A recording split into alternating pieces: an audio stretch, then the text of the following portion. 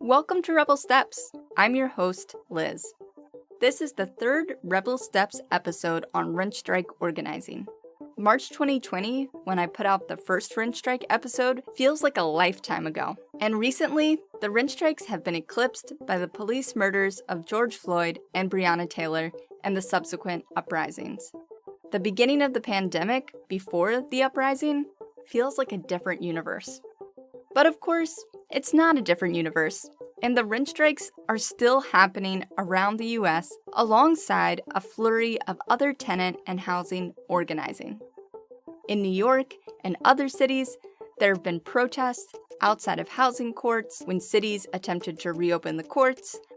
With eviction moratoriums coming to an end in most areas and the $600 extra unemployment no longer going out, evictions are on the way in huge numbers.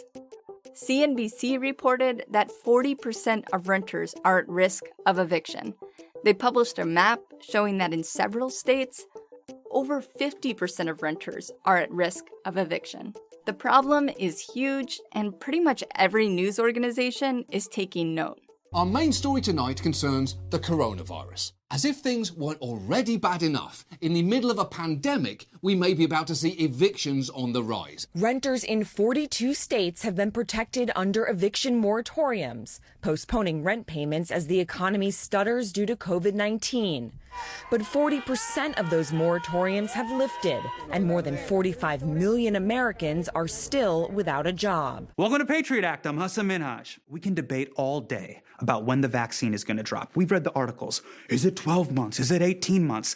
People aren't worried about 18 months. They're worried about this month, because this month is when rent is due. So the struggle for housing justice in the US is really just getting started. We have a long road ahead of us to keep each other safe from eviction. Our second rent strike episode ended with the conclusion that to level up the rent strike struggles, everyone needs to be joining tenants unions in every neighborhood of every city. But after putting that episode out, I realized that for many communities, these organizations just don't exist, at least not yet.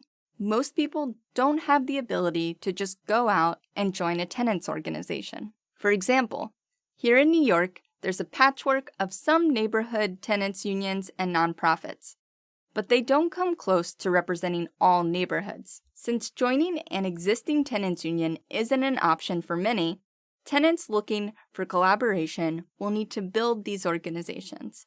It's a crucial part of avoiding mass evictions. And these organizations can carry struggles into the future and help us move toward long-term change and a world where housing is a human right.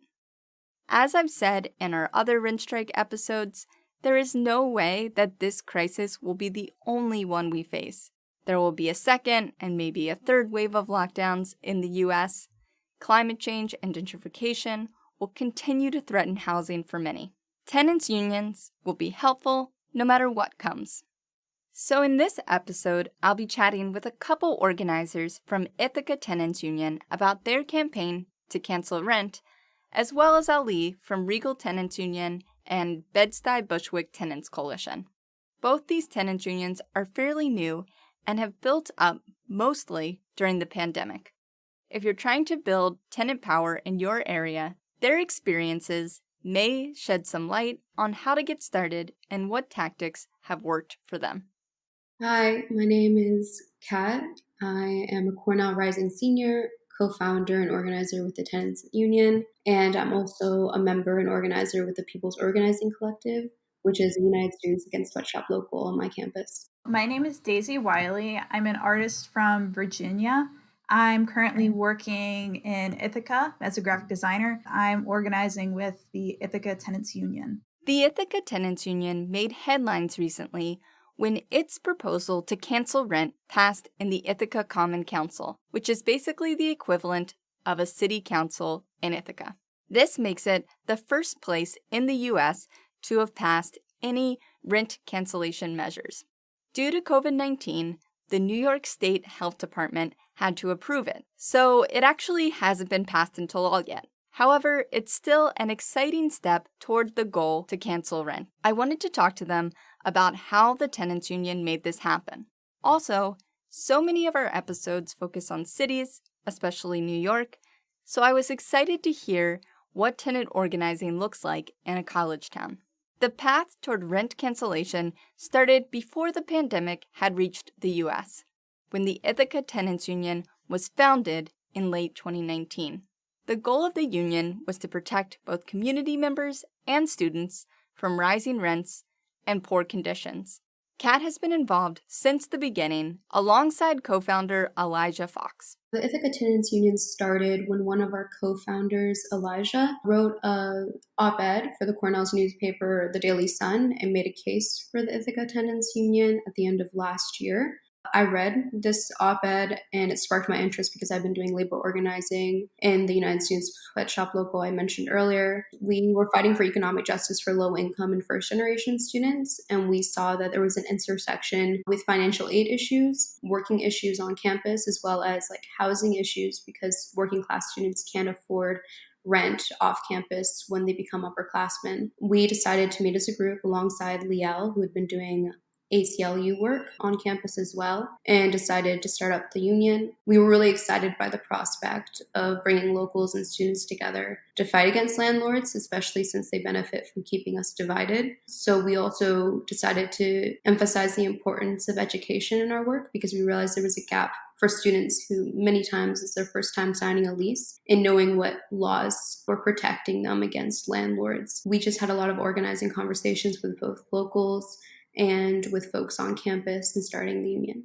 At the beginning of the pandemic, a new wave of organizing kicked off with the formation of the Rent Freeze campaign. Daisy got involved at that point. So this whole idea of canceling rent really did start with the Ithaca Rent Freeze campaign in March. And this was its own movement to try and cancel rent in the city of Ithaca, started by some organizers from the Ithaca Tenants Union and some local organizers, and some people that really hadn't organized before, but just were really feeling the urgency of the moment with everything going on. And the Rent Freeze movement included a 3-day phone zap, conversations with Common Council, and a petition that went around and got thousands of signatures. And that did eventually merge with the Ithaca Tenants Union.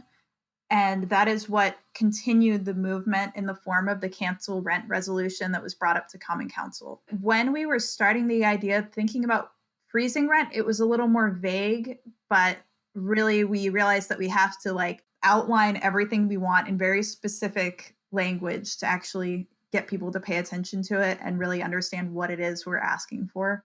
As many of you may know firsthand, the pandemic created challenging conditions for organizing, but that didn't stop the Rent Freeze campaign and the tenants union from continuing to organize.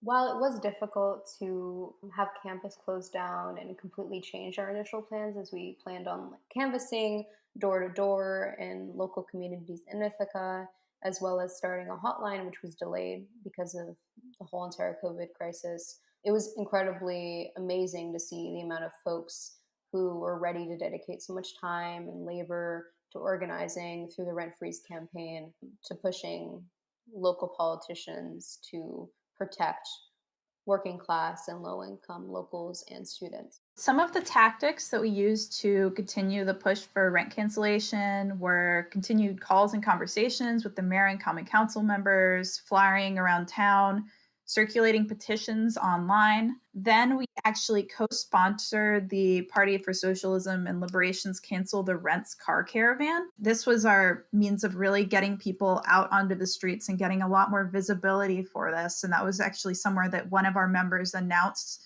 the resolution in a speech that she was doing. And then at one point, also a small group of protesters actually showed up outside the mayor's house during the vote, something he was not very happy about, but I'm sure that played some role in it as well. All that organizing brought a proposal to a vote at Common Council, aka Ithaca's City Council. The final proposal put in place a protection against eviction by forgiving back owed rent. The resolution itself, which you can see on our website, at ithacatu.org. Cancel rent is perhaps a little bit misleading because it's really asking to forgive the rent that has accrued since the beginning of the pandemic for people that can't pay it. So it's keeping them from being evicted. Basically, though, people that apply and can prove economic hardship can have all of that rent forgiven, and the money actually comes from the state. It's not even really on the landlord's back. It's the idea of taking that pressure off of tenants and putting it on the state. The successful vote was shocking to organizers. Being the first city in the U.S. to pass such a measure is no small task. Our initial push, actually, through the rent freeze campaign before this resolution was passed, literally, I think almost none of the council members even approved of the idea of canceling rent.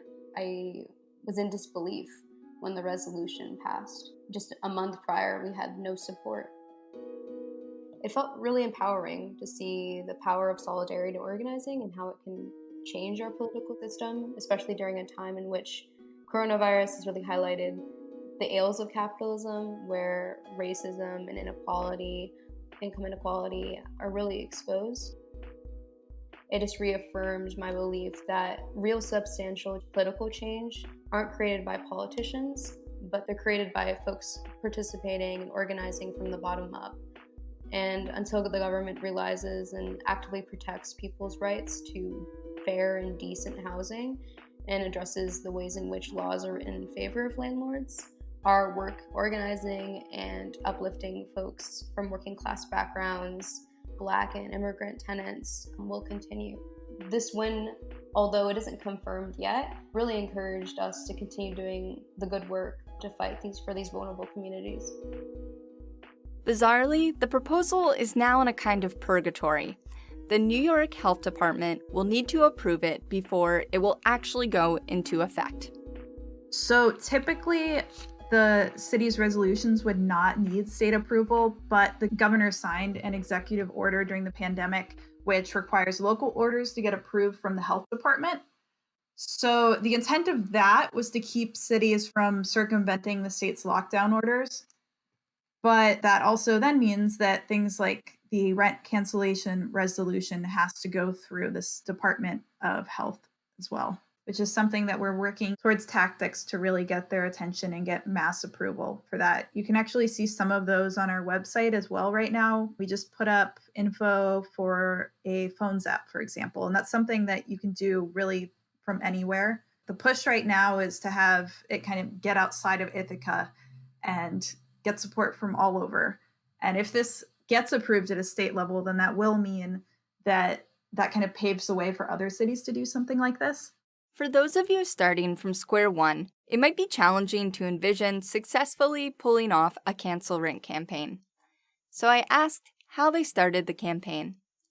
They began by reaching out to already established groups to jumpstart their organizing.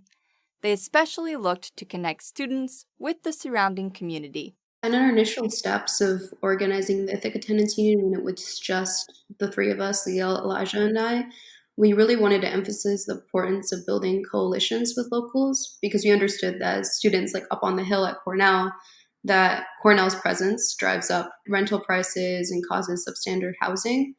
So we decided that we were going to build coalitions with local organizations whose basic principles are founded upon collective liberation, to work towards building a hotline, which we have now, which has a bunch of Cornell law students and pro bono lawyers working on it to help tenants right now in the housing crisis. One of our first steps is actually reaching out to the Tompkins County Workers Center, which has a really great reputation here in the Ithaca community, since they've done a lot of great work helping workers through any crises that they may face or organizing issues. So we decided to base our offices there since it was more accessible for locals. We didn't want to have our offices in Cornell because it's up on the hill and it intimidates a lot of locals from coming, as well. It kind of pushes the notion that we're just a project at Cornell rather than something that's trying to promote unification of both locals and students. We also reached out to the Democratic Socialist of America chapter in Ithaca, where they also had a housing committee. And we met with them several times before Unfortunately, Cornell had to close down their campuses due to coronavirus. Through those connections, we were able to create a bunch of committees. And then also through the Rent Freeze Coalition, we were able to get more of a substantial group of core organizers. No matter what size city you're in, looking towards established organizations to help you start is a great idea. Like many of us, during the pandemic, the tenant organizing had to move online. This caused an array of challenges. Kat says reaching out to older tenants is especially important. I've realized that older tenants are more comfortable communicating through email. We have a Slack group that we both notify people of meetings that are happening both in a Slack group but also through email. Obviously, right now, we're not able to get everyone we want on Zoom meetings because, first off, not everyone has access to Zoom. And then also, on top of that, there are questions about Wi-Fi accessibility and also just folks being really busy and stressed with the prospect of being evicted. So we always have to keep that in mind. On top of the extra technical challenges, there are the usual challenges of scheduling that come up in any context. Folks are just pressed on time, taking care of their families, especially finding a meeting time is really hard as well because a lot of folks who still are working aren't available until after 5, but then for folks who have families, they're cooking meals, they're having dinner with their families. So there's a lot of considerations that need to be made about what time these meetings are being held and what communication platform are we using to notify folks about meetings in terms of who are that folks who actually show up to the meeting. Another issue that crops up in all meetings is communication. And when we're using exclusively electronic platforms, communication can be even more challenging. To work toward better communication, the union has also devised some community agreements to help make electronic meetings run more smoothly. It's really prudent for us to be cognizant of who's taking up space and who's not taking up space during meetings. So we've created a set of community agreements wherein people have acknowledged social norms and ways in which we're going to address each other and converse with each other within the awkward platform that is Zoom, so that we try to have different facilitators for each meeting that we have, and also that have different folks making agendas, and then also we have different folks taking down notes for meetings. We also have in our community agreements specific space where we talk about how we only use I statements when talking about how we feel about the way in which we are organizing or our personal experiences, as well as uplifting the voices of Black, Brown, immigrant, other communities that are incredibly vulnerable during this time of eviction.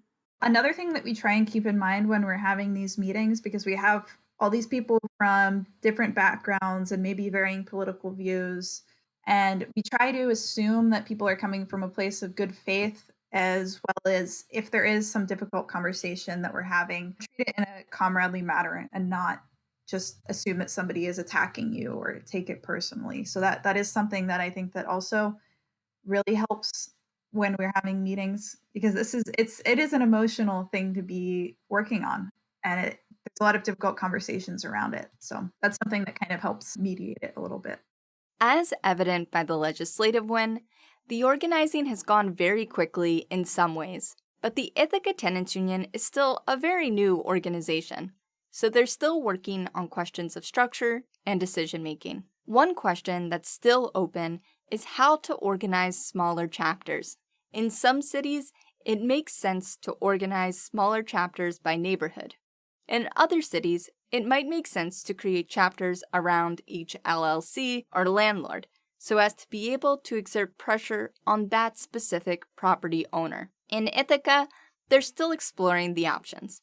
There has been conversations about how we should structure, if we should structure based on where you live in Ithaca, or rather which landlord you're under, in order for you to press and mobilize against that one landlord if they are breaking any laws. Since we're still a fairly new tenants union and have mostly up until this point been working in response to the pandemic, our structure is still pretty fluid and we're still figuring out, and it will likely change in the future. Right now, we kind of have, in terms of how we function in a leadership way, we kind of have a bit of like an unofficial steering committee, working groups like media production, data and security, and stewards, people that in unions traditionally reach out to members. I think that it can function organizing around landlords and buildings. We haven't quite figured out what the best way is yet, but that is something we're working on right now. Those questions of structure will factor into the final decision-making process. For now, they're making most decisions as a large group. And at present, they haven't taken on the question of whether the entire tenants union should strike. So it really depends on the decision that we're making, how the decision is made. For larger decisions, we vote on them in general body meetings, which right now are held over Zoom, but eventually we're hoping that we can have some of those in person. And any tenant who is a member holds a vote in those decisions. In terms of other smaller decisions, we kind of have those made more autonomously around individual working teams. And those are really decisions that don't have a huge sway in the direction of the union and really need to be made faster than if you have them made in these like weekly general body meetings. Even as they sort out these day-to-day questions, the Ithaca Tenants Union is setting goals for the future and building towards long-term tenant power in the city. A continuing long-term goal is organizing across Ithaca to build working class solidarity. Even though we're still a relatively new group, one of the ways we're doing this is working with other local groups that are embedded in different communities. We just had a meeting actually with the Multi-Resource Cultural Center, which is a local group, and are working with other folks as well. Establishing a more extensive base will mean that we'll be able to mobilize more on a dime to protect individual tenants from things like evictions and things of that nature. And this will be feasible with a larger base and also with more dedicated organizers with community ties and who are leaders within different communities. Being able to organize on the ground as things are opening up a bit will also speed up the process since we're able to have more in-person interactions. We also want to do more work to include folks who don't have housing, who are homeless, in the fight and working towards a home for everyone, as housing is a basic human right. We have a team that's working on things like mapping and data collection. And one of the goals of that team is to be able to provide a landlord reviewed database for tenants. And this will function as a place where tenants can see past reviews of landlords and avoid particularly abusive landlords. The worst slumlords of Ithaca, which we already have info on quite a few of, will likely have something akin to a wall of shame, which I've seen other tenants unions have. So we're hoping that that data collection will really help people avoid these really abusive landlord-tenant relationships in the first place. Kat and Daisy have learned a lot over the past few months. Here's a few pieces of advice they'd like to pass on. You don't necessarily need funding to organize people, so don't let that barrier stop you. All you need are a few folks who are dedicated and willing to organize and put in the labor. It's exactly how the rent freeze contingent of the union started out.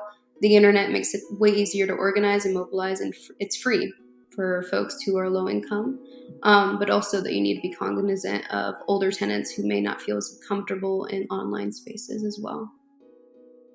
When we started this, we were continually told that what we were doing was crazy and made no sense, and that the landlord class held way too much power and that it was never going to work out. But we just kind of kept pushing for it and didn't really water down what we were pushing for. I mean, who knows, like obviously Common Council added some edits to it, which don't make it as radical as it would have been. But I think that the fact that we did not stop pushing and that it still made it this far says something. One key piece of advice that we've figured out is that the way your union is structured really depends on the specifics of your community. For example, we're smaller college towns. The way we function is really different than organizing a union in, say, Washington, D.C. or New York City. I'd suggest learning from other tenants unions in cities with similar population size, demographics, things like that. And then even off of that, being flexible based upon how it actually works in your city and the specific conditions there. Another thing in that same vein is really don't hesitate to start a union just because you don't have a huge base yet, because really when you build those individual relationships and start to get small wins, that's when it really builds up. And we started out as a very small but dedicated group, and it does work. As we are all learning, the political landscape since the beginning of the pandemic has shifted what's possible. Ithaca's cancel rent resolution is just one example of that. It is unlikely that this resolution would have passed in a political climate other than the one that we're in now. Amidst the global pandemic, the worst economic crisis since the 1930s depression, protests against police violence erupting across the nation, and what seems to be instances of growing class consciousness, at times like these, governments are likely to make concessions to quell an increasingly discontent working class. And I don't think that you can separate this from our current historical moment. So right now, it is, in fact, though, the time to get out on the streets and push for whatever changes you'd like to see.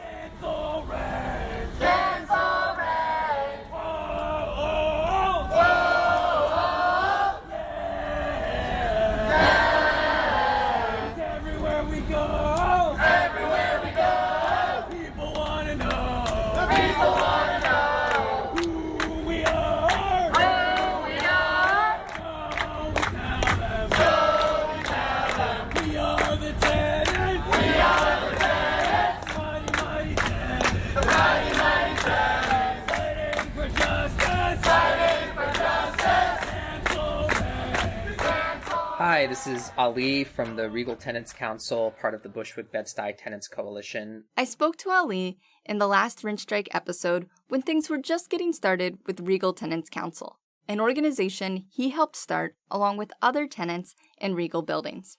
But since then, the association has joined other tenant groups in the neighborhood to create the Bed-Stuy Bushwick Tenants Coalition. I asked him about what's happened since that first interview.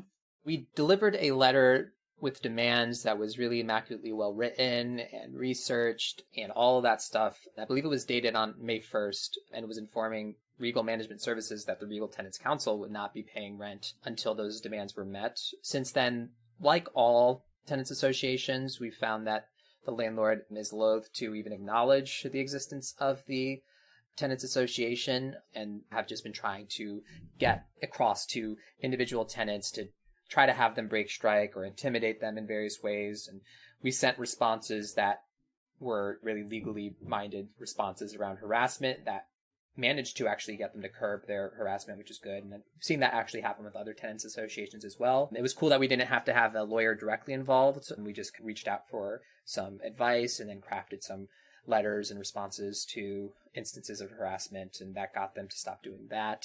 But that didn't make them come to the collective bargaining table with us. It's been a situation of waiting it out and seeing where things will fall. And I think that they're doing the same thing. Like, they don't want to give away anything that they don't have to, and they're waiting to see whether the government's going to step in, is what I imagine. You know, similarly, we're trying to push the government to actually do something because it's completely insane that 1 million or whatever plus more are unable to pay their rent and are still being asked to and are going to be up for eviction very soon if the courts open. It's an untenable situation. I think they have like maybe 30,000 cases for eviction per year in New York City, and it's just not at all possible that the amount of cases for eviction that would be coming up, that they would be able to actually make it through courts in any kind of time frame that makes sense. And especially during a pandemic when we absolutely cannot be in tight, close quarters with each other. It's completely untenable, unrealistic to imagine that 1 million people are going to file through these really old, tightly packed housing courts, and that everyone's going to be safe and that it won't result in transmission of COVID. So yeah, for all those reasons, we are now pushing towards a more political outlook, along with Crown Heights Tenants Union, along with Housing Justice for All, along with Met Council on Housing, right? These groups are huge groups now that are pushing, right? For years they've been pushing against the housing crisis, but now they're just pushing for that cancellation of rent that we all need. Part of the landlord's response has been to issue lease non-renewal notices, which are notices telling tenants that they will not be allowed to renew their leases. This is challenging to push back on. Recently, a number of our units in our Tenants Council received notices of lease non-renewal. What that means is that the landlord, Regal Management Services, does not intend to renew the leases. We know that the reason that they would have for sending these notices out is because they are not receiving rent, because people either can't pay or are rent striking in solidarity. And as a result, they are trying to put pressure on people to move out so they can get new tenants in who will pay, is the idea on their end. The only issue is we're in the middle of a pandemic. It's very difficult to move, and people need housing, and the people who have been affected by this crisis economically, there's no way that they can be asked to move when they aren't even being given the money to move because they haven't gotten the economic stimulus that would be required for them to survive in the middle of this pandemic. And so given that, the next step would be people would imagine, okay, well, how can we respond? We can go the legal route, right? The difficulty there is just that, legally speaking, corporate landlords have set up a situation where it makes it difficult to take a court case against them as a whole because they split up all of the different properties into different LLCs. These are legal structures that allow them to skirt any kind of accountability. So we're not going to see an easy route to suing them for retaliating by sending out these notices or anything like that. It's not an easy route to take. You would think, oh, okay, so a landlord is doing the same tactic to all these different tenants across many of their buildings. Should be easy to do a class action lawsuit or something like that. And it's not as easy as it seems. Some lawyers are going to go that route, it seems, but most lawyers will advise you that that's not something that is typically done because there are technically different LLCs owning different buildings, even though it's actually the same owners. Currently, we don't have a particular response that we can muster to them bringing forth lease non-renewals as a form of retaliation. So we're still figuring out what to do. But the clear thing is that we do need to be fighting to make sure that rent is canceled. We should also be fighting to make sure that evictions are halted going forward for the rest of the crisis. The question is, does that mean also that we demand that lease non-renewal notices do not go out for the rest of the crisis? That'd be a route to consider. As Ali mentioned, the layers of LLCs protecting landlords can feel impossible to penetrate. In some cases, it's difficult to even understand who the actual landlord of a building is. But some lawyers are taking that challenge on. There are lawyers who are trying this route. There's a lawyer named Jack Lester, who's a real firebrand housing lawyer who's been around for decades and won a number of notable cases. You know, one of those lawyers who's just fighting for the little guy. And they think that there's a route to go fighting a class action lawsuit, especially in the case of the Tenants Association that they are representing, which is actually part of the Bushwick-Bedstuy Tenants Coalition, because of a really clear case that they feel can be made for the legitimacy of a tenants association and its ability to collective bargain, but also against retaliatory measures being taken against the units and tenants that did join the association. What every lawyer will tell you is that it's a very case-by-case situation, but certainly Jack Lester thinks that they have a case for a class action, and definitely look forward to seeing how that case plays out. Hopefully those kind of lawsuits can set a precedent, but in terms of like what is typically done and what is expected in a situation where you are going up against a landlord, it's their corporate landlord and they've split all their buildings into different LLCs. Well, then they've done that to decrease their liability, and it is effective because you can only really easily sue or take a lawsuit against the one LLC as opposed to the many. As the Regal Tenant Council has continued its own fight, it has joined forces with other associations to create the Bed-Stuy Bushwick Tenant Coalition. Bed-Stuy and Bushwick are two adjacent neighborhoods in Brooklyn, New York. So it's the Bushwick-Bedstuy Tenants Coalition. We started out just by reaching out to each other because we saw that there were other tenants associations that were forming in our geographic neighborhoods, and it made sense to see if there would be some utility in sharing resources. Now we are a collection of 8 tenants associations that are in Bushwick and Bed-Stuy. We, initially we're just sharing resources, talking about the experience of tenant organizing, talking about legal routes that can be taken, talking about how we do outreach, what's been effective, even just talking about political outlook and what we are striving for and what we're hoping to see come from this situation, this awful situation we're finding ourselves in. It was really great to be able to just share those things and to have resources to draw upon.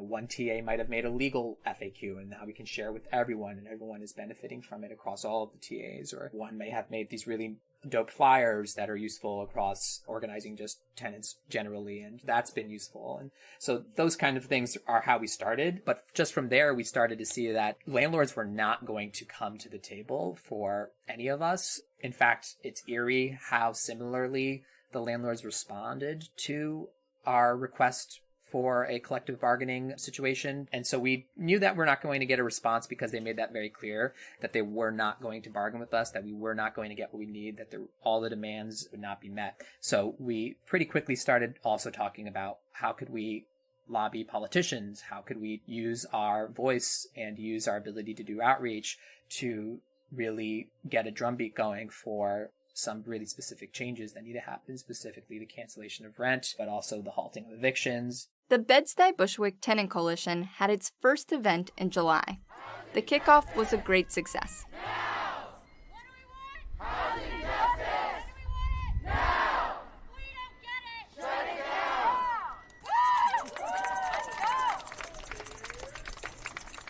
First of all, thank you all for coming out on this hot-ass day to begin the process of Bushwick and Bed-Stuy, joining the fight with Housing Justice for All, joining the fight with Crown Heights Tenants Union, all these orgs that have been doing this great work on the ground to cancel rent, to end evictions, to halt gentrification, which we know is a predatory colonialist process. So thank you. This is our first inaugural action as the Bushwick-Bedstuy Tenants Coalition. We had this really beautiful rally in a local park in Bushwick where we got over 100 people to come out and support this cause of canceling rent, and not only that, of building up our ability to respond if any landlord tries to evict anyone in Bushwick and Bed-Stuy. So by doing this action, we were letting it be known to the community that we are here to push against rent, demand that it be canceled, demand that no one be forced to pay any amount of money that they can't or would put them in a really bad financial spot. We got a lot of positive feedback from the community around us. Certainly makes sense given that a lot of people are unable to pay rent, that when they see a large group of people marching through the streets chanting cancel rent, that they feel positive, feel like, okay, we are not alone in this situation. There are other people clearly going through it and they're out here advocating for it. So that was cool. We had flyers that we were giving out. We were having lots of great conversations. And people were, by and large, just there to say, I want to support the coalition's growth. And I want to make sure that we are doing outreach to the most vulnerable communities in Bushwick and Bed-Stuy to force the situation and say, any landlord, if you're trying to evict your tenant, we are going to go out there and we are going to support that tenant and go against this attempt to evict people. We brought in speakers from both local organizing groups, from the community, from folks who our coalition represents, and we even had some local celebrities. The speeches went really well. We had Leah Delaria from Orange is the New Black. Let's give it up for Leah Delaria. Hey, Bushwick. I was just hanging out in my living room on Thursday night, watching some TV, and I heard chanting outside. So if there's chanting going on and a protest going on, I'm gonna fucking go see what's going on. So I open my window and I see a peaceful group of people holding signs that say cancel rent, walking on the sidewalk, not blocking traffic, chanting like we do. Like, everybody with me now. Eat the rich! Eat the rich! Eat the rich! Eat the rich! Exactly! Like, they're just on the fucking sidewalk, and then I see not one, not two, not three, but not four, but 5 fucking cop cars. 5 fucking cop cars, and walking with them as many police as there are protesters on the sidewalk. Now, I'm not standing for that. Fuck that shit, right? I am not standing for that. So I started screaming out the window, and then I didn't even put my underwear on. I just threw my fucking clothes on, and I ran the fuck down there and just started talking to the cops. I went right to the white shirt. I said, why do we need so many police? There's 20 people here on the sidewalk. They're not even blocking traffic. And she said, oh, we're here to protect them. Right. They're there to protect us. With 5 cop cars, one of which is blocking Stockholm Street, and 20 police officers when there was maybe 15 protesters. They're there to intimidate us. They're there to intimidate us. They do not like to see their power going. And for the last month, their power has been going because we've been showing up. We are not backing down. We will not go peaceful into that dark night. No fucking way. Why do we have to pay rent when the landlords have been given a break by the banks and the United States government? Why do we have to pay rent when they don't have to pay their fucking mortgage? It's completely fucked. Rent is fucked in the first place. This is the richest country in the world. We have more homelessness than pretty much any country, and there's plenty of room for each and every American citizen to have their own fucking room. Cancel rent! Cancel rent! Cancel rent! We had Paperboy Love Prince, who's a local celebrity politician, because they really have kind of captured the imagination of the younger generation, especially through their willingness to go against the grain with the Democratic establishment and say some pretty obvious things like housing is a human right, or that everyone should have a right to health care, and do it while also being queer and like also having this kind of persona, and they make music and everything like that, and even put on a performance of their own track, Cancel Rent. When I speak to a lot of the politicians and the ruling class here in New York, this is controversial to them. Every single person all over the world deserves a place to live.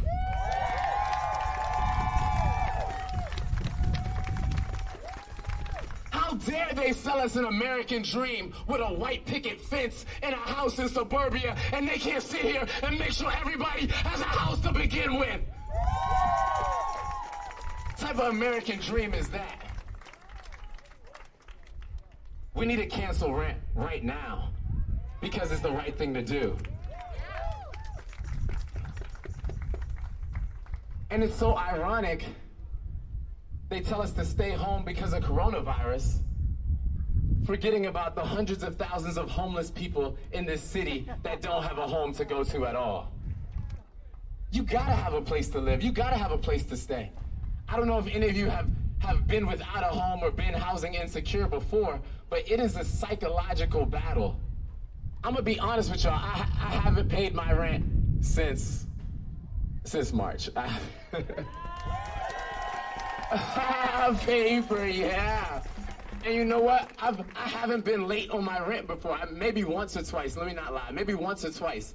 I haven't been late on my rent. So this was hurtful to me. I didn't want to be in that position. We don't want to be in this position. We didn't ask for coronavirus.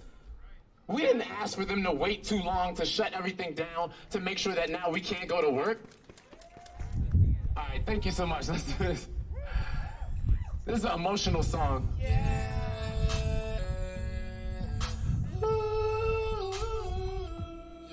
Can we turn it up a little bit? We need to cancel it. We gotta cancel it. They said you can't work, so you know you gotta cancel it. There is a group that has been doing a lot of work around anti-gentrification and around just housing in general, but also just kind of on the anti-capitalist tip of just like, we need to support our communities that are struggling. The name of this group is Mi Casa Resiste. They spoke to obviously the fact that people should not have to pay rent during this crisis, but also to the broader issues that have affected these communities, which is that they're not thought of as being entitled to human rights. So one thing that they spoke about was there's a fracking gas pipeline that's attempting to be built through Brooklyn. and they're doing a huge push against that. It really brought home the fact that there is a crisis of just livelihood. We do not have the right, and specifically the most vulnerable communities are facing absolutely inhumane conditions, whether it's slumlord landlords like our corporate landlords who don't take care of our properties, or whether it's oil gas pipeline barons who are trying to build these horrible, unsafe things throughout our city. And we're definitely not going to put up with that. And so it's great to see this coming together of messages around just the idea of what do we want as a community, right?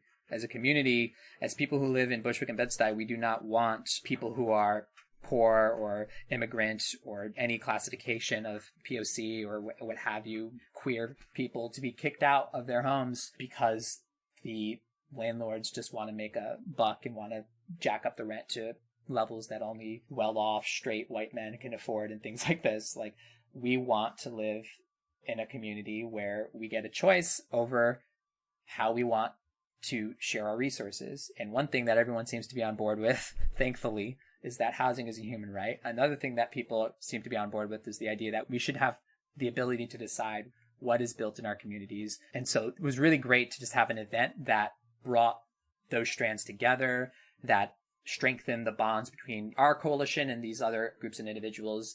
And we're fully intending to go forward, organizing with more and more local groups. And we are going to support them in any way that we can. It's about building those relationships, strengthening our outreach ability, and just getting the word out there that whatever you're going through as tenants, the coalition wants to be there to support. The Bed-Stuy Bushwick Tenant Coalition is more or less a coalition of associations. Each of those associations is organized by building or landlord, and they are each very different. Each tenants association that's in the coalition has a different organizational structure. Some of them have presidents and vice presidents. Others have just an organizing body of people who volunteer to be more involved in the organizing, and really everything in between. And so we left it up to the discretion of the individual TAs as far as who would attend our coalition general meetings, but just through the natural way in which some people are more interested in organizing than others, or have more time. It shaked out so that really like 2 to 4 people from each tenants association has been really on the ball about attending meetings or taking on roles that help us to remain organized. And as our goal has shifted towards actually working together to affect direct political change, we've now kind of shifted into another register of really working together towards a common goal. And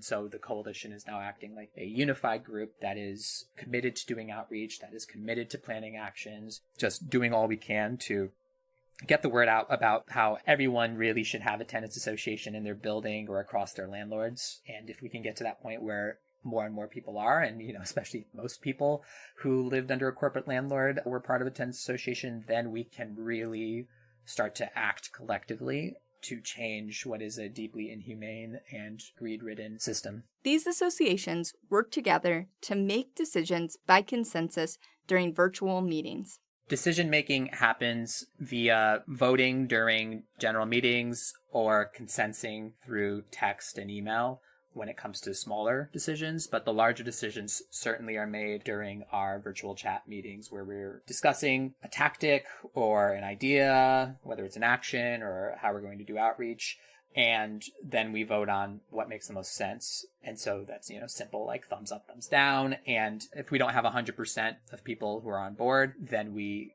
will discuss further. And if there's anyone who has like a hard block, then that will become a bigger discussion. Nobody is like boss over anyone else. Even if somebody is leading one facet, say somebody's running social media or whatever, everyone else still gets a say on whether things are working right in terms of how we're presenting things on social media. Very democratic, horizontal. Everyone is volunteering for the roles that they're taking on, and anyone can say that, they actually want to switch their role or, help out with something else. It allows us to be very effective and efficient when you have that horizontal structure, and people are allowed to kind of flow to whatever is working best for them or whatever they have the best input and talents for. If you live in Bed-Stuy or Bushwick in New York, the Bed-Stuy Bushwick Tenant Coalition would love to organize with you. If anyone has any questions about Coalition or wants to get involved right now, of course, specifically people who live in Bushwick or Bed-Stuy, but even if you live in an adjacent neighborhood and want to chip in how you can or attend actions, you can drop us a line at bbstc@protonmail.com. bbstc@protonmail.com. In terms of joining the coalition to be a part of the organizing of the coalition, we are asking that folks either create a tenants association in another building, or even if you can do it across multiple buildings owned by your landlord, or even just on your block. We have resources to share around how to form a tenants association within your building. Forming a tenants association would allow you to join the coalition and organize. And the idea there is that we are pushing people to create these organizing bodies and these relationships and getting to know the people that are in their building, getting to know the people on their block so that they can call upon those people if mass evictions start to happen. That's going to be the thing to do. And so anybody who has questions about forming a tenants association, anyone has questions about how to write a letter to your landlord, like anything like that, feel free to reach out to the coalition. We're happy to help. If you haven't started organizing yet, check out our first couple episodes on rent strikes. And Ali has this advice for you as well. Anyone who's trying to start a coalition of tenants associations in their neighborhood, I think the first thing to do is to see if there are any online spaces, whether it's a website or a Facebook group or whatever, where renters are visiting. If it's around a specific city, specific neighborhood, right, then you can say, I've started a tenants association. Has anyone else done that? Are you in these neighborhoods? I'd be interested in forming a coalition with other groups. If in your city there is a Housing Justice for All or one of these bigger groups, they might be able to point you in the direction of tenants associations that have existed maybe for many years prior, or even ones that have formed recently. So it's really just about trying to get the word out there about your intention, and then starting to talk with those organizing members of those TAs about what would the coalition be doing, what would you like to see, and also let's do some more outreach. Let's go knock on doors. Let's create some flyers and see who responds and see what else is going on there. This is such a huge crisis moment that there's really no reason why we shouldn't be forming large coalitions, but it is going to be about outreach. And crucially, and this is what we're finding right now, is you can have your corporate landlords, those apartment buildings are oftentimes made up of more gentrifying populations, people who haven't lived here their whole life, etc. Sure, you could just organize those groups, but then you'd only be protecting the gentrifiers. So really being about anti-gentrification means that you want to do outreach specifically to the more vulnerable communities around you. So immigrant populations, long-standing generational members of the community who might live in rent-stabilized apartments and are very much in the crosshairs of landlords trying to gentrify them out, trying to forcefully evict them or give them unlivable situations so that they'll just leave. You want to get those people on board and make them aware of your coalition, and crucially listen to what they need, what is going on with them. And from there, you can start to build out, okay, what are we really going to be doing? How are we going to really be supporting people? What can we do? And in the case of Spanish-speaking populations, you're definitely going to want to have Spanish speakers and really rely on Spanish speakers from your coalition. And if you don't have any members of your coalition who are Spanish speakers, just reach out to friends who speak Spanish, have them come and do canvassing with you, doing that outreach, door-to-door knocking. And of course, wear a mask, but definitely, of course, you do need to go door to door and speak to people if you want to get the word out about your group, and also get the word out acting from there to support the needs of people. And so you want to hear what those needs are. You want to actually be a face that is listening to them and getting all the nuance of what they're experiencing. We need to cancel it. We gotta cancel it.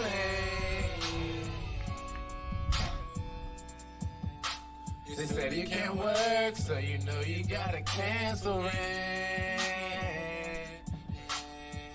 Yeah, hey, what's up? Utilities and mortgages. They need to cancel utilities too. Can y'all?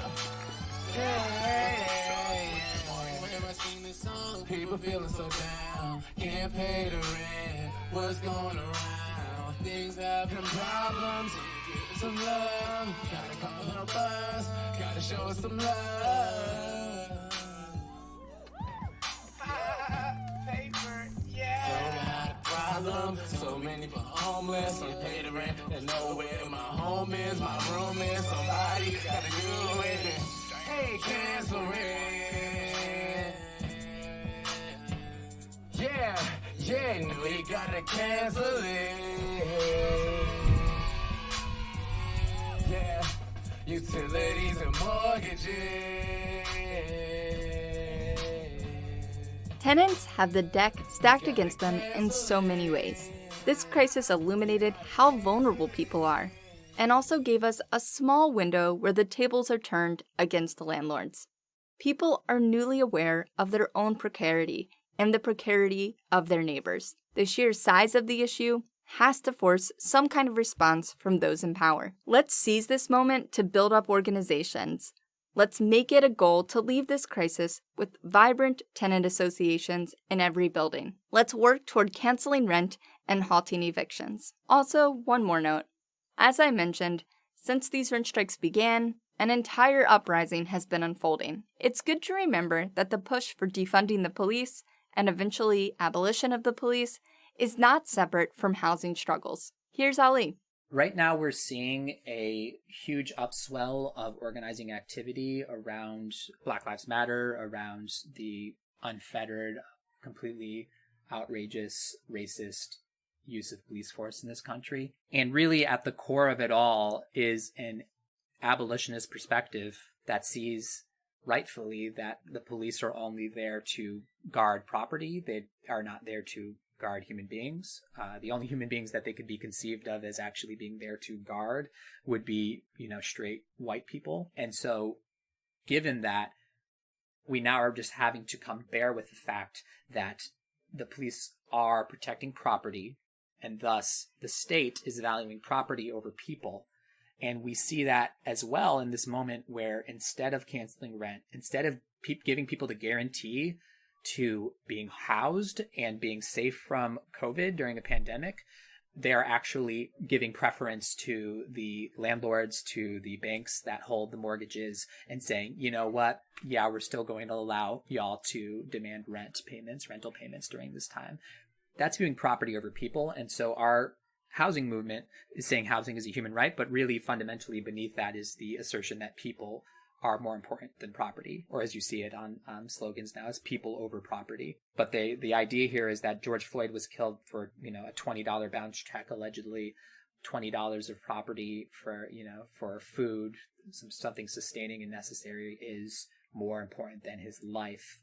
And we're saying that anything that is necessary for life, be it food, be it a roof over your head, be it water, that is something that you should have a right to. We're definitely against this kind of necropolitics that says that we can sacrifice people, and we're just not going to allow it to happen. And thankfully, we're seeing that a whole lot of people are completely done with that necropolitic that we see enforced by a neoliberal, pro-capitalist order. I think you just got my cat on there.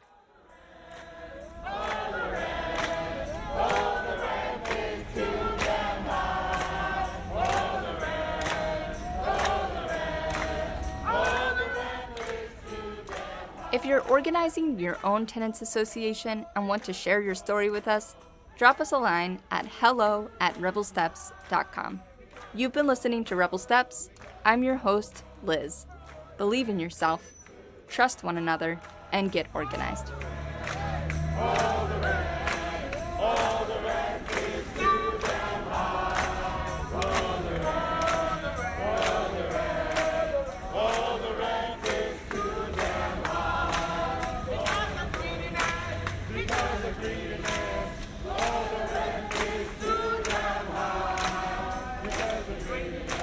This episode was written, edited, and produced by Amy and myself.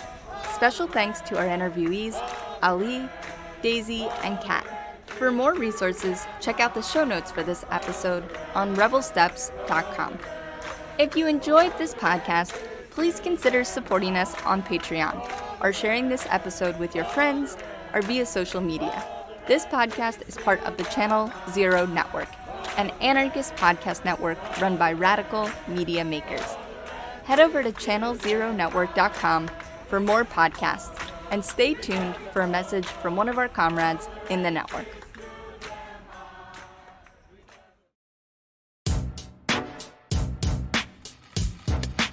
Ransom Notes. Anarchist and anti-authoritarian music podcast. That's going to come out every month. Ransom what? So what's your ultimate goal, I guess, in this? Yeah. We out for the rising up against the oppressor. The attitude that you see in hip-hop. Let me give you a sample of some of the lyrics that had some of the older ladies among the stockholders white with dismay. Go to ransomnoteshigh.libsyn.com or get them from the Channel Zero Network.